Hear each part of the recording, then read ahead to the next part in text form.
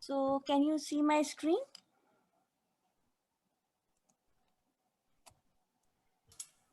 Yep. Okay, so let's begin. So this is a continuation of what we do in each meeting, continuing professional development for Ontario Breastfeeding Network. So hello everyone, this is Rukaiya Afroz, a clinical assistant in OBN and an international medical graduate with a special interest in maternal and child health. I would like to thank Dr. Amir for her kind support and guidance in making this presentation. Before I start, I would like to disclose this presentation is intended for education purposes only. There's no commercial content or support and no conflict of interest identified. Resources will be shared at the bottom of each slide or end of presentation. So today we will be discussing oropharyngeal candidiasis in infants. As we know that Candida has emerged as an important cause of neonatal infections and is associated with significant morbidity and mortality, especially in extremely low birth and very low birth infants. Candidiasis is most common oral fungal infection in infants and children. So the most benign infection are characterized by local overgrowth on mucous membranes like oropharyngeal involvement or vaginitis as a result of changes in normal flora. So more extensive or persistent mucous membrane infections occur in individuals with deficiencies in cell-mediated immunity such as AIDS. But most of our population that we cater in OBN are the immunocompetent individuals, and that is why we see oropharyngeal involvement as a candidiasis or thrush. So thrush is universal and is more common in poorly nourished population. Thrush is usually a mild and self-limited illness, although it may cause discomfort sufficient to disrupt feeding in a newborn.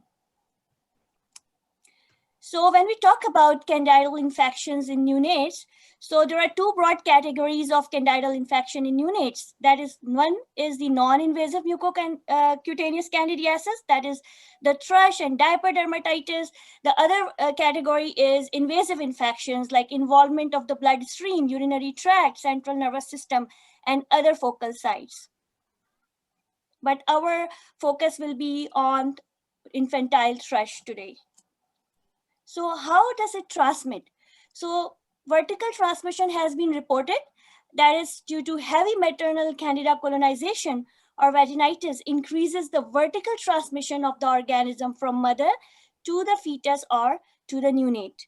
Breastfeeding can result in transmission of candida from the maternal skin to the oral mucosa of the infant, especially in mothers with candida mastitis. So that is when another source from which infection can be transmitted from the mother to the infant. So the other way is horizontal transmission, that is like from one person to the another person, like some with context, like several outbreaks of candidal infections have been reported from healthcare staff due to horizontal transmission.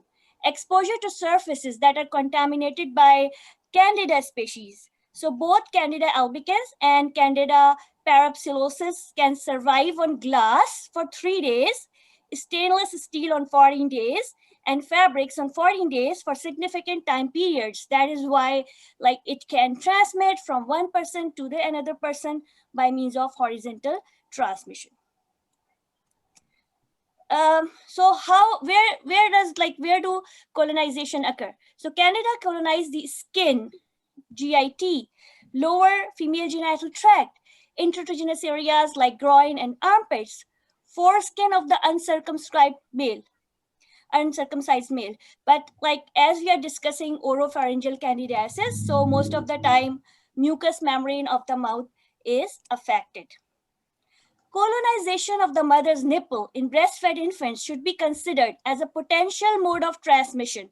Use of an infant soother increases the incidence of thrush and may make treatment less effective unless the soother is washed carefully after use. So this is a very simple means of prevention, that if a woman is using soother to soothe infant, it should be properly washed in hot water.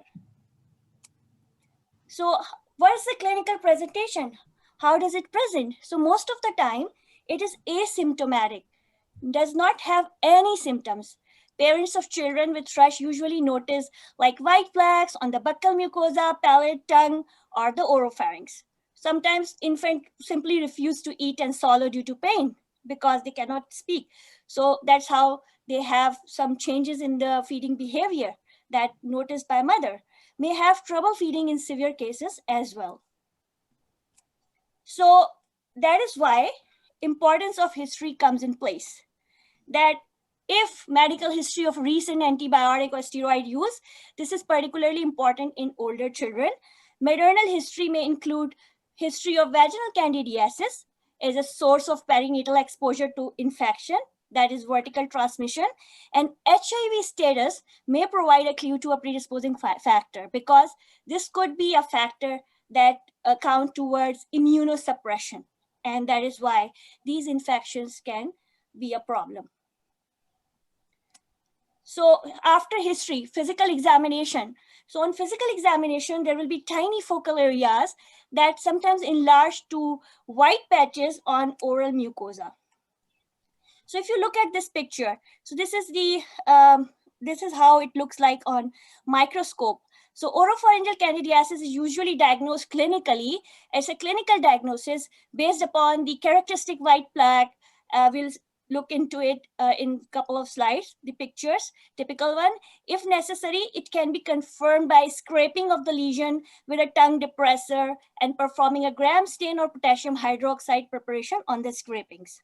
So this will look like a hyphae or the budding yeast, or with or without hyphae, that actually confirms the diagnosis on microscope. So this is the picture in which you can see the white plaque on the inner lip and tongue. So can we pause on this picture? Can we go back? Now, Yes. what I usually focus on when I'm looking at a yeast oral thrush is that if you look at the white patch, right? Now, it is a map-like white patch. There is white patch and adjacent skin is normal. Now, whenever there is a little bit of white, a little less white, and then lesser white, that is not Candida. Candida is all yeast infection, whether it's a ringworm on your skin, whether it's a vaginal yeast infection, or typically a yeast infection that grows around the gastrostomy tube site, always is very well demarcated. You take a pen and you can draw an outline of the white area. So this is yeast. This is obviously it's milk would be like that too, but milk would be easily removed. This won't be removed. Now, milk is hard to remove from the tongue. So if you can't clear the tongue from those diffuse white patches, not well demarcated with diffuse white patches, it may not necessarily be Candida. Thank you so much, Dr. Salim, for your input. So this is the another picture. You can see that white plaque on the buccal mucosa, and now like it's clearly white in this picture. And the other one, if you see that like it can be seen on the cheeks as well. So the complete oral examination is important, not only of the tongue, but to the sides of the cheek as well. So Sure. This is what Dr. Salim just mentioned about that white coating could be the milk residue in infants. So it is very important that it should be distinguished from the oral.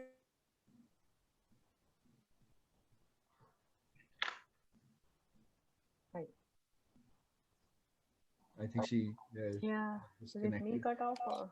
Yeah, Can you guys hear me? Now yes. we can. Yeah, okay. So white coating is very important to differentiate from white coating with the oral thrush. And almost all newborns will have a white coating called milk tongue. This is not surprising because their main food source is milk. If it's milk tongue, white residue will easily come off when brushed gently using damp, soft cloth, revealing a pink, healthy tongue underneath. But if it's like newborn thrush, it will not come off easily. So sometimes may even bleed if you try hard removing them. So that's how we can differentiate between white coating versus milk residue in infant. And this is a typical infant which most of us pediatricians see in our office, who has been treated for thrush 3 times and it's not getting better. Now, Nisterin is very effective in treating thrush. If the Nisterin hasn't treated thrush, there should always be a question whether this is really thrush or not. Besides, I think the color, the pinkish appearance of the tongue of milk coating is a bit different. That is more angry red, more, with the thrush, there's some inflammation and you can see deep red, more pinkish, erythema that we say. This is a beautiful normal pink as compared to the other palate and mucosa. Well, in thrush, it can, if it is involving cheeks and palate, it could be red and angry too. But often we can get a comparison of normal from the inflamed areas.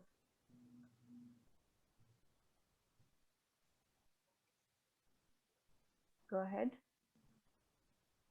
Thank you so much for your valuable input. So let's move forward towards the management.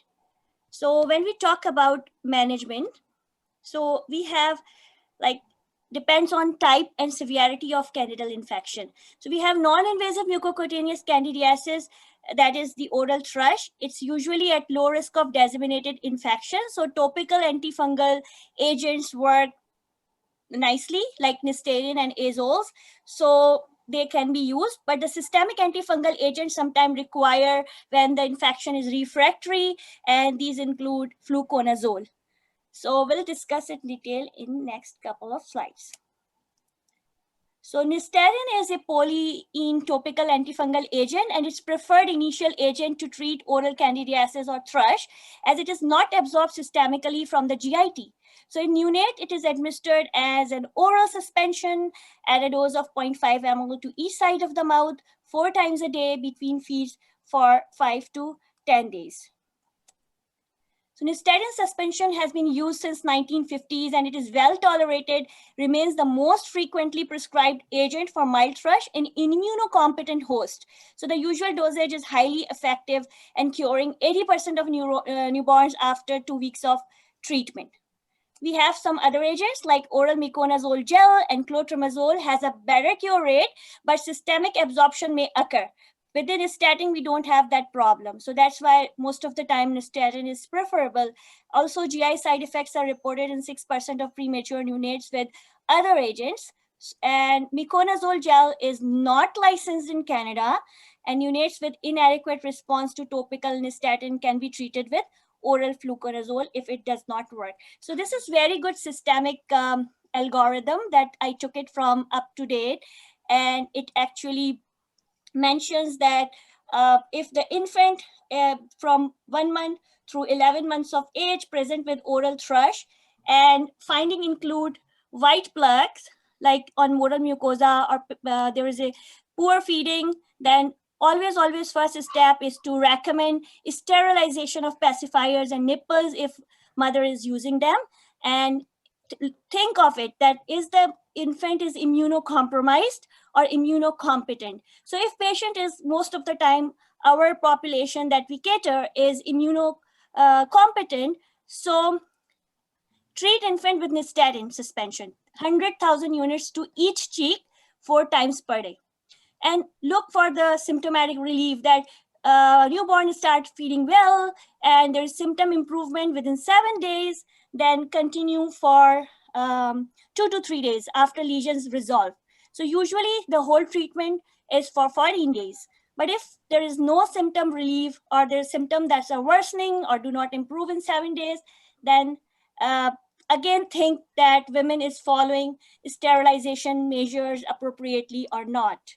So if they are not following that the sterilization methods, then counsel them to keep proper sterilization. And if they are following good sterilization, that means that now it is refractory thrush, because they are following sterilization of pacifiers and nipples. Newborn is immunocompetent. So newborn is immunocompetent and still not, symptoms does not improve in 7 days, then think of refractory thrush and discontinue Nisterin and initiate fluconazole now. because it's already been 7 days and newborn is not responding well, it's time to initiate fluconazole.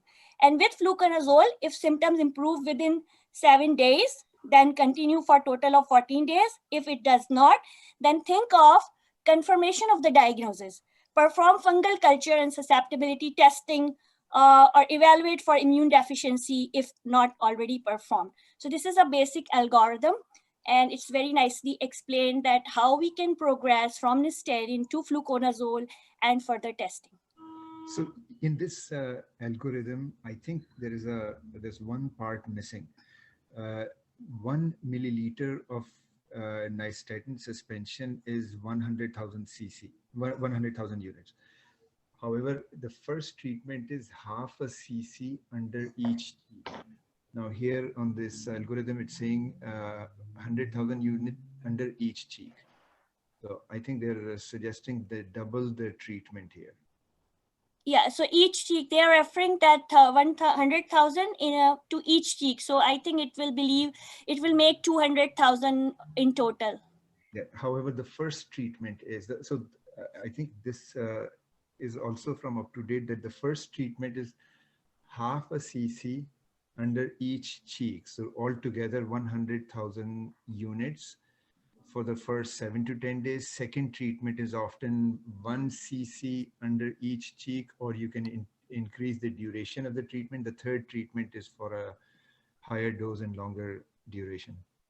I just want to kind of bring up one more thing, the point, because our population we are dealing with are the healthy newborn infants who are breastfed basically, right? Um, so very rare, less of the nipple or bottle they are using.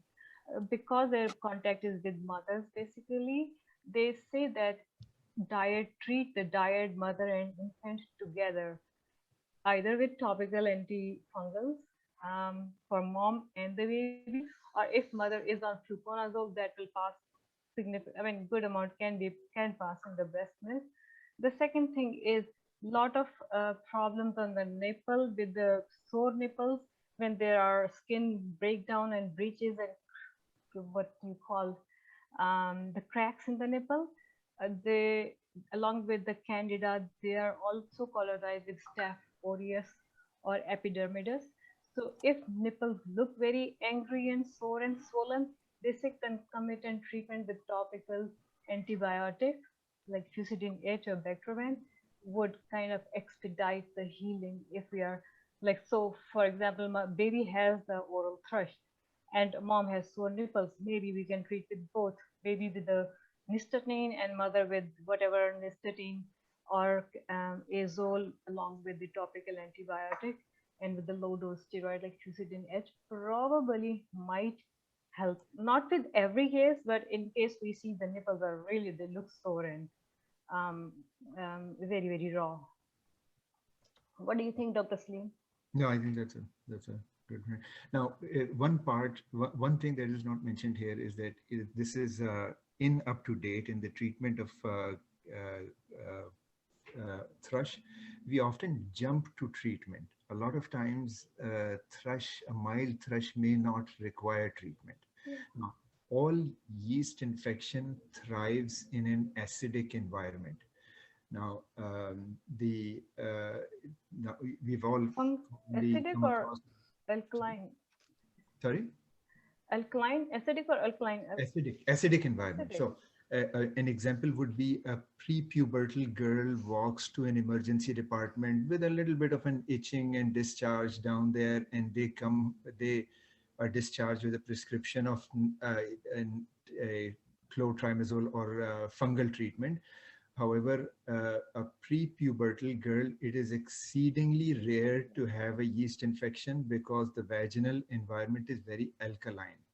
Now, newborns, even when they have no reflux, they still, about 30 to 70% of the newborns have a little bit of reflux. So stomach acid coming into the mouth promotes the fungal infection. So fungus is there, but it's not causing infection unless the environment becomes very acidic.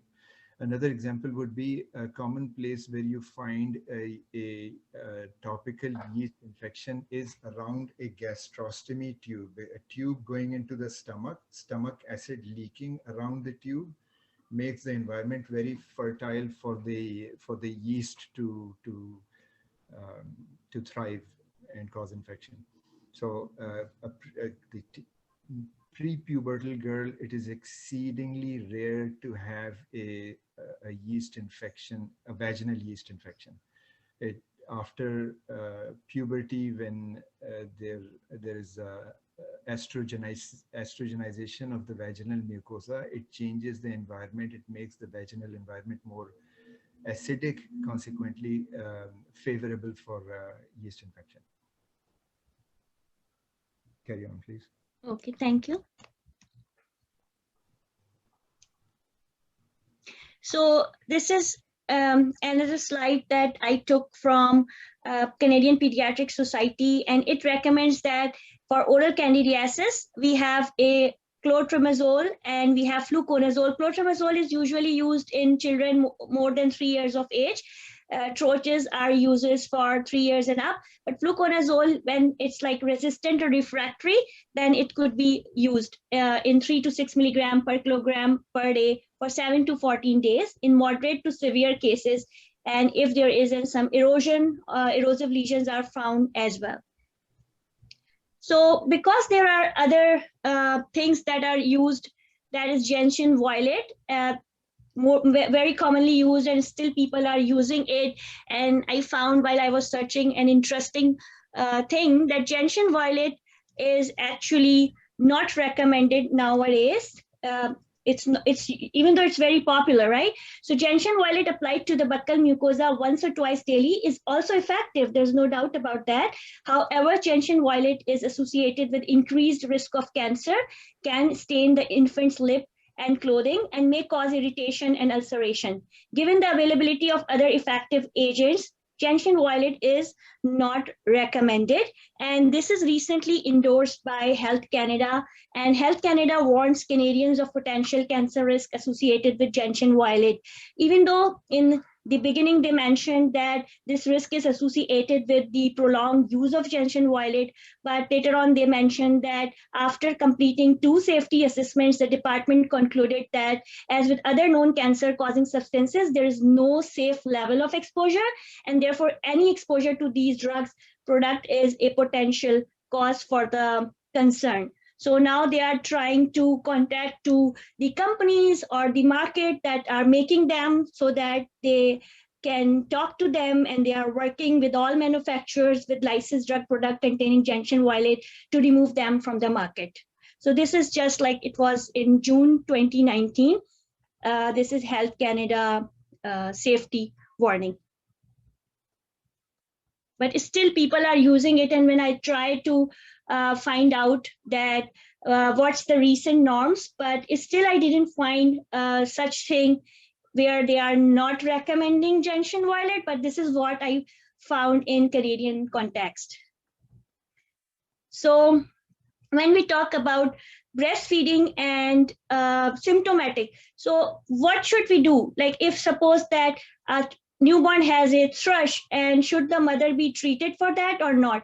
So basically it is reasonable to treat the mother with nipple or breast pain for a candidal infection of the nipple or breast if other causes of pain are ruled out, because there are many other causes that are more common than nipple candidiasis. So always first rule out other causes.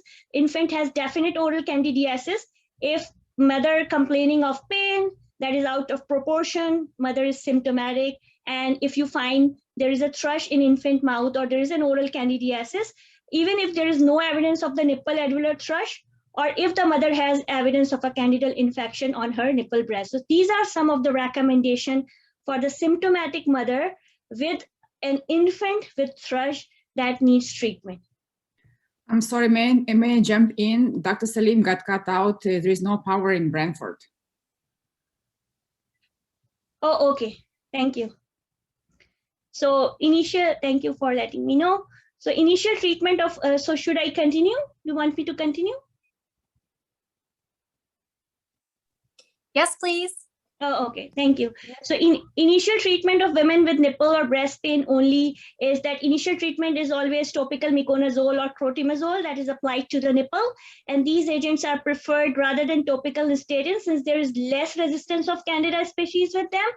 But topical ketoconazole should be avoided due to potential hepatotoxicity for the infant, and combination of topical antifungals and anti-inflammatory agent may also be effective. So having said that, whenever there is a infant thrush or oral thrush, so it's always reasonable to treat mothers if they are symptomatic, and mother is symptomatic with a definite oral thrush in infant mouth, then mother and baby both should be treated. But it was other way around. Like here we think that if baby has a thrush and mother is symptomatic, then we are going to treat. But while I was reading from candidal mastitis or nipple candidiasis, I found out that they recommend that if there is a nipple candidiasis confirmed or diagnosed, then baby and mother both should be treated. So let's see. So in cases of refractory candidiasis, consultation with an infectious disease specialist is recommended for additional investigation of immune function and fungal susceptibilities, because most of the time it's very well treated within 7 to 14 days span.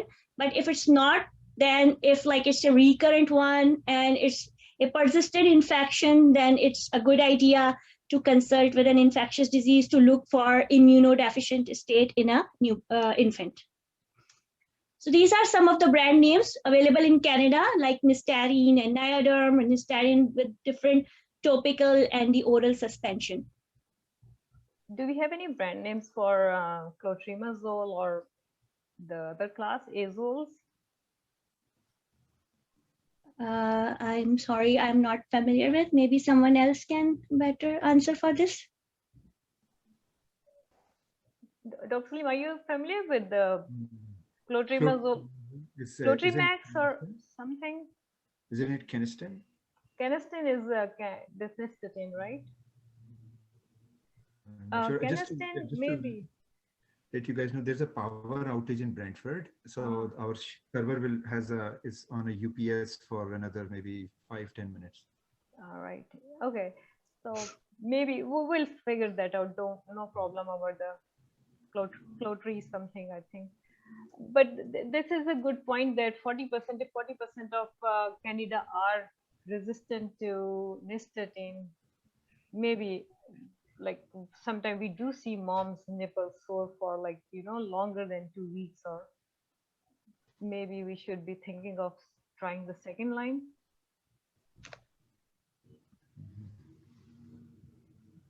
Okay, thank you. So this is the National Institute for Health and Care Excellence guidelines suggest that thrush should be treated with an appropriate antifungal medication if the symptoms are causing pain to the woman or the baby or feeding concerns to either of them.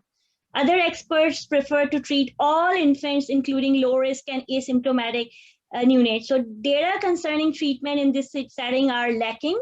So there are two school of thoughts, and like experts are following. Some recommend to treat low risk and asymptomatic neonates as well, but while other are not in favor of that. So Candida is an important cause of neonatal infection and is associated with significant morbidity and mortality, especially in extremely low and very low birth weight infants. Successful management of neonatal candidiasis include appropriate antifungal therapy and supportive care and preventive measures to reduce the risk of systemic candidal infections. Evaluation for cellular immunodeficiency, that is including HIV testing for children with recalcitrant, recurrent, or extensive oropharyngeal candidiasis. Evaluation for cellular immune deficiency also may be warranted for children who are more than 12 months of age and who develop oropharyngeal candidiasis in the absence of any predisposing factor like recent antibiotics, inhaled glucocorticoid, or cancer. Thank you very much. Okay. Well, thank you very much, Ruqayya. Anyone has any questions?